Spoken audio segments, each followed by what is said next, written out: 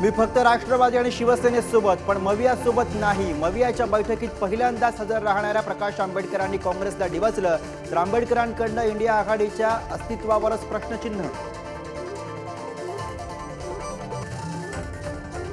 मनोज जरांगेंना आता शासनाची पोलीस सुरक्षा, 2 सशस्त्र सुरक्षा रक्षक राहणार तैनात। मराठा समाजाकडून करण्यात आली होती सुरक्षेची मागणी।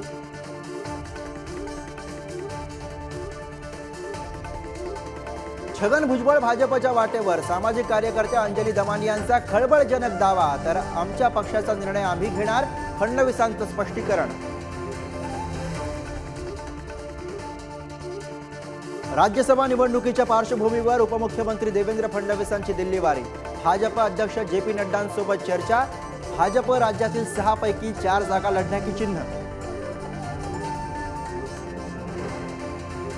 ईडी कारवाया भाजपला परवडणार नाहीत, राज ठाकरेंचं भाजपवर टीकास्त्र, तर विजयोत्सव झाल्यानंतर कसलं उपोषण, जरांगेंना खोचक सवाल।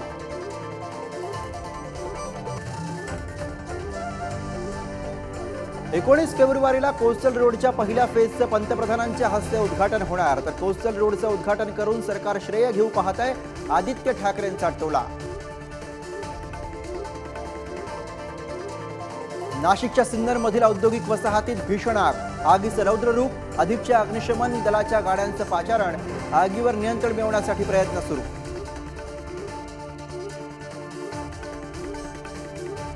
वादग्रस्त मॉडेल आणि अभिनेत्री पूनम पांडेच्या मृत्यूचं वृत्त, मात्र जनसंपर्क एजन्सीच्या पत्रकामुळे पूनमच्या मृत्यूचं गूढ वाढलं, कुटुंबाच्या प्रतिक्रियेची प्रतीक्षा।